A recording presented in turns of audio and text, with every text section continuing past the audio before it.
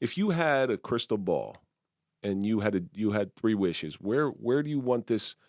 Is this an Oscar-worthy film, or is this just a labor of love? This is gonna hurt. It's time for the Suffering Podcast. Yeah. How do I say this? And would you do it that way? So I just feel comfortable writing it myself. I really believe like it's a gift of mine. Just understanding point of views and dialogue. I really do. So I wouldn't. Yeah, I just don't want anybody else to be a part of it. Now, let's say you create a success out of this passion of yours. Right. Would you do it the same way? Would you take on somebody younger in your position and try to mentor them? Do you think that's a right way to do things where these other people are like, yeah, I'll give you some pointers, kid, but I'm going to leave you alone? Yeah, I definitely would. But I mean, like I said, I understand because it's so competitive. And if like there's some people where they have a couple ideas as far as they have a couple movie ideas. So they're riding on these 2. So anybody that is like on the way up, they're like, oh, I don't want you to mess up because I only got 2 ideas. But I truly believe like this is a gift of mine. So like I'm not afraid of any competition. Like I would definitely help for sure. Yeah. Because now, when you do write that #1 movie, right? Yeah. You're going to remember the Suffering Podcast? Definitely. Hopefully y'all got a little bigger studio by then and we can hop on it. Yeah, for sure. With your crew. with your no, wait, hold on. With your entourage. Your entourage. Yeah, exactly. Exactly. All you did was trade one limelight for another. Now, have you seen the ugly side of this business yet? I have. Yeah. Already kind of. Yeah. Without giving names or anything, Yeah. can you give us a little bit of the ugliness? Yeah, how do I put this? So basically I ran into this guy that wanted to kind of help me, saw I was aspiring, and I'm like, right on, I need help for sure. And he was supposed to be shooting a movie in this May, I don't know if he is anymore. But he said he needed hands on deck. He was like, it'd be a good learning opportunity for me. And everything happens for a reason. So I'm telling my mom, like, hey, I met this guy. I'm supposed to go over his house, start going over shot lists, things like that. My mom's like, I don't really trust that. Like, it sounds so weird how it happened. She was like, send me a picture of him. So he had followed me when I first met him. So I go to his Instagram and I'm seeing like obscene kind of stuff that you're not really supposed to be seeing. So long story short, I call him. I'm like, hey man, like if I'm gonna be a part of this, I want to make sure we present ourselves in the right way. Because he's telling me how I want this to be like a Tyler Perry film. So I'm like, okay, that's fine, but we got to make sure we present ourselves a certain way. And he was kind of like back and forth, like, hey, if you want to, succeed in this business, this is kind of so. And next thing you know, you're directing porn movies. And you're done.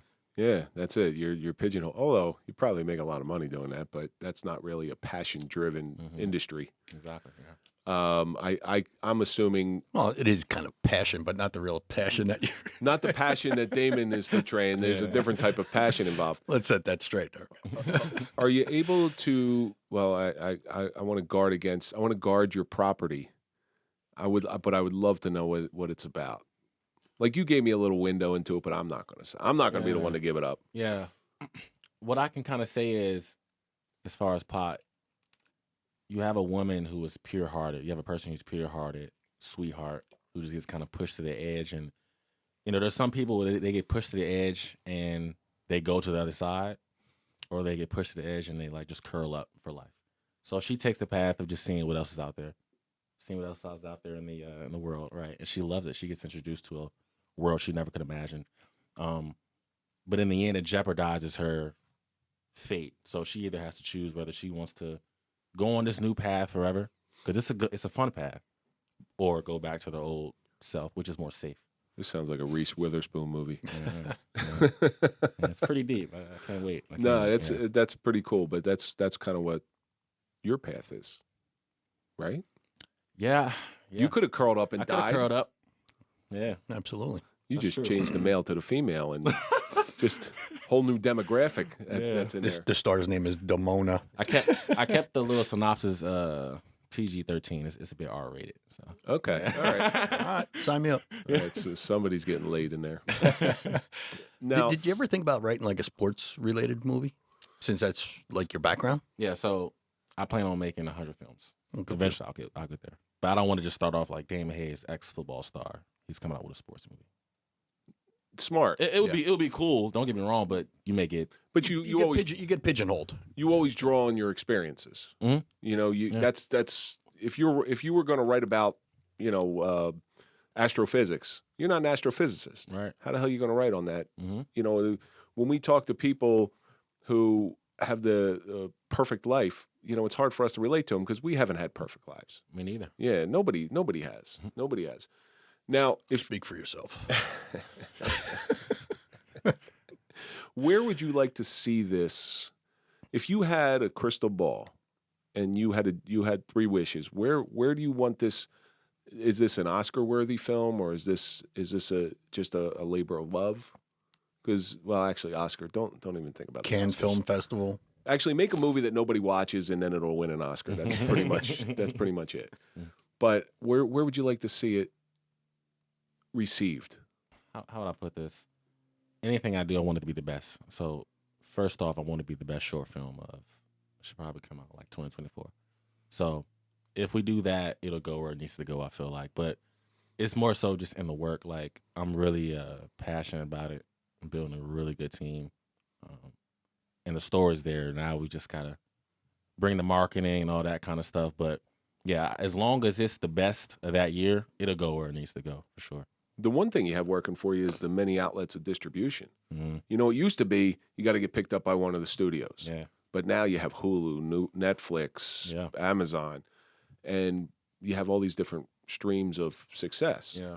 I mean, the movies that these places, they're getting top A-level stars. Mm-hmm. Yeah. And it's kind of it's bittersweet for a person that loves going to the movies. I used to love a new movie coming out and going to the movies, but it's dying out. But it's a good thing, though, for us because we get more from the streaming. I went to the movies last week for the first time in probably 20 years. First time in 20 part years. of the problem. I do disagree. I disagree with you in one respect. Okay. So I took my kids to go see. I hadn't been in the movies. I'll tell you right now. I went to go see, like the day after my shooting, I went to go see a Seth Rogen movie, and I hadn't been back to the movies after that. The first movie I went back to see was Maverick with my kids. Okay. And then I realized, I'm like, oh yeah, I used to love going to the movie theaters because it's an experience. And while people are sitting home and Netflix and chilling, I do believe people will get reintroduced to the theater because there is literally nothing like sitting in a movie theater. Can I ask how? How do you think they'll get there? I just think people are going to get tired of being trapped inside their houses. No. I really do. But when there's something good, and now the movies that people go out and see, there's a draw to them. They're like, so you've watched movies your whole life, and there's movies you were like, I want to see that in a movie theater. Mm-hmm. And that's where I think where every movie or film director, movie maker, screenwriter, that's where they want to have that movie where people have to go see it in a theater. Yeah, it's hard. You know why? We're competing with technology. And it just keeps advancing, keeps making it easier and easier. And the thing is, too, the movies are so expensive these days, too. And that, too. Yeah. So, again, the tickets for Maverick were $14 a piece. Mm-hmm. Do you know what I paid to go see Return of the Jedi in the movie theater? I can remember it, $5.25. Where was this? This was 1983. Oh, okay. Return of the Jedi. This was Return of the Jedi. This is 1983. Okay, this is like a couple weeks ago. No, this is 1983. Yeah. So $5.25 to go see Return of the Jedi in 1983. You used to be able to take a girl back when we were in '83. We were like in our dating days. We were in high school. You could take a girl to the movies for $10. I heard, bro. I was 9.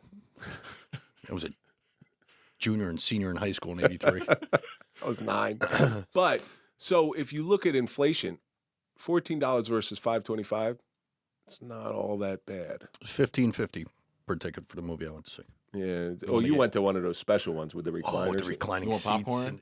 Popcorn. Yeah. Forget it. Well, forget about popcorn. Forget about it. I suffered from popcorn overload for 3 days after that movie. Are you kidding me? You go to the movie theaters with cargo pants on. Always. Do you guess? No, everybody. You got to go to the movies like with a bulky jacket. I don't care if it's 90 degrees outside. You got to have a bulky jacket and cargo pants and slide in the candy. And a cheeseburger in one pocket. Exactly. And a couple of beers in my other. Exactly. I love movie theater popcorn, though. Yeah, it is. I can't stop eating it. But it's That's an why I said I experience. had overload. So you fight for that experience. I hope hope you're right. And if your vision is what you're telling me, your vision, because you gave me a little bit more of a in-depth breakdown. Yeah. If your movie is one of those movies where people, you know what, I got to go see that. Every movie, I want people to. I can't watch this at home. Yeah. It's gonna be a slow drive to it though. Like opening weekend. I remember when Get Out came out. Like it took the first kind of 2 days for people to say, "All right, let's go." So that's what I want. And I still think the thing that killed movies was that Batman. What was it? The Batman movie where the kid shot up the theater. Oh yeah, That did it. Put a hurt on the there was movie one in theater. Colorado. There's a couple of them. It was Aurora. Aurora, Colorado. It was the Joker one. Yeah, I don't think I heard about it. Oh yeah, he went into the movie theater and just started shooting. But you'll get there. You'll get there with patience. Mhm. You know, and you get that one foot in the door and you get those steps going in there. Now, compared to your passion for football, your passion to filmmaking, which one do you think is heavier? If you had to compare apples to apples, Heavier. What do you mean by that? Sorry. which is a stronger passion in your Oh. life right now? Well, Film- not right now because obviously right now it's Yeah. filmmaking. But Yeah. if you had to look back at the sophomore Damon Hayes Mhm. versus where you are now, are they on level playing fields or is one heavier than the other? Yeah, filmmaking heavier, and I would say that because I'm more mature now. I know myself now. I know why certain things happen, and I would say this: like football, I was a pretty good player, but I got there more so like hard work. You know, I was blessed being tall, stuff like that. But the filmmaking side, a lot of that stuff is just natural. So Because you could make your own way now in filmmaking. You know, Which I'm like you honest. said, you were blessed to be tall. yeah, I exactly. was cursed to be short. So I had to get a different field than football. But now you could be 5'2" and be a filmmaker. It's fucking It doesn't wild. matter about your stature. Or Yeah. It's all upstairs now. Even playing field. Yeah. But you were humbled. Oh yeah, definitely. You were Definitely. humbled. But out of that humbleness came what it sounds like is what you were meant to do. Yeah, and I know how to go about this new journey with the humbleness for sure. Because I wasn't the most humble when I was at Rutgers. So now, meeting people, I know how to conduct myself at all times. So it's always like a silver lining, for sure. If you had to see somebody in your position, so like say you went back and spoke at Rutgers when you're Mr. Big Shot, when you're the Harvey Weinstein. No, I shouldn't say Harvey Weinstein. If you were to go back and speak to football players at Rutgers, hmm what do you think some advice is that you would give them? If this is what you want to do, give it your all. If you are kind of hesitant, explore that. See what else is, because football is going to take a lot out of your life.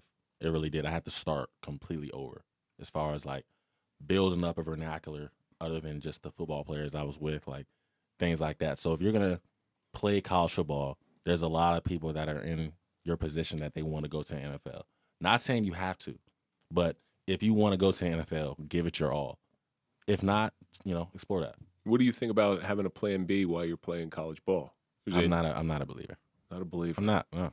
I like I that. truly, because my story, I always went at it with this is my plan A, and literally up until draft night, it was. So I'm not a believer of it. That's a good question. I'm glad you brought that up. Plan B is a sure recipe for failure. Yeah, it's just basically saying I'm not going to give 100% to plan A. All right, was Isaiah Pacheco that good when he was in college? It was. Was he? I saw him play a couple games in college. He was a little younger than you, though, right? Yeah, a couple years. Yeah, but he always he was real good. He's killing it now. Yeah, he really is. So Damon, we're coming to the end of this thing, and Already? oh yeah, I told Quick, you isn't it? 5 minutes. They're gonna be done. Mm-mm. And You even forgot the mic was in front of you after a little while. Kinda, yeah. there's a question that I always end with. You've gone through different levels of suffering, from not reaching your initial dream to finding your new one and finding the pains involved Mhm. in there. But there's a lesson in everything. Mm-hmm. What do you think all this suffering has taught you?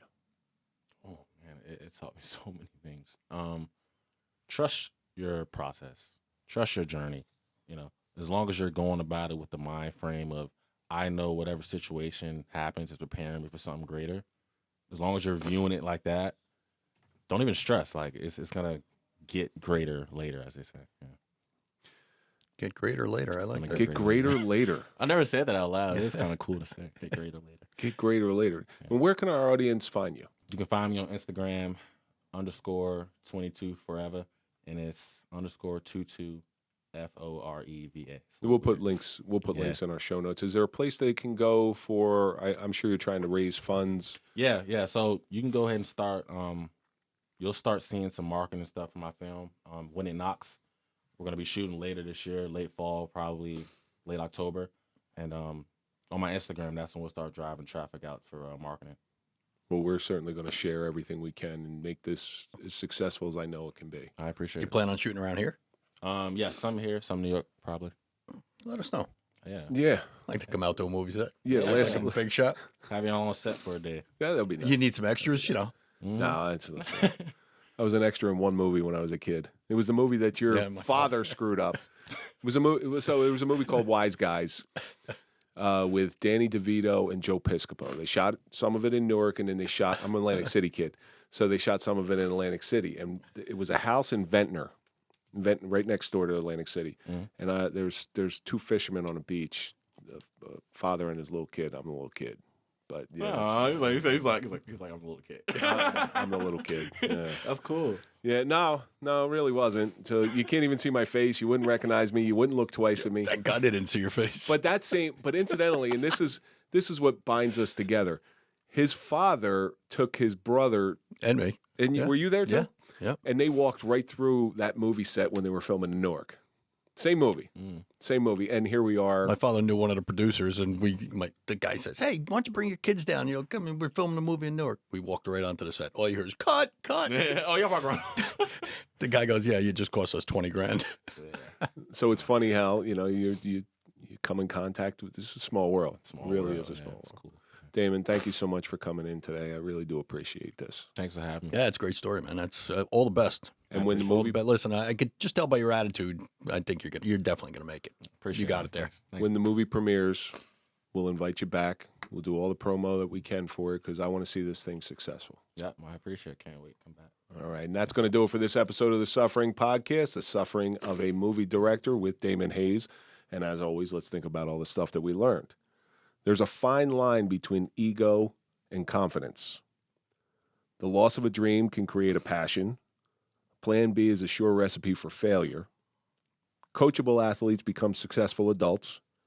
Humility can open doors. But most importantly, trust your process. Don't forget, you can always listen before you watch. All of our episodes air on Sunday at actually 4 a.m. If you want a nice free digital, not a free, I almost said free, digital business card, go to popple.com, put in TSP20 for a 20% discount. Don't forget to follow us on all social media, TikTok, LinkedIn, Facebook, Instagram. Follow Mike at Mike_Failace. Follow me at Real Kevin Donaldson. And, of course, follow The Suffering Podcast. And we will see you on the Kev, next... when they're following us on YouTube, though, comment. Yes, comment, because we do read them. I read every single one. Comments, good, bad, indifferent. We read every one of them. And don't forget to hit the bell to get notified of all our new content. We got 5 pieces of new content on YouTube every week. Please subscribe. We're on the race to 10,000. And we're going to see you on the next episode.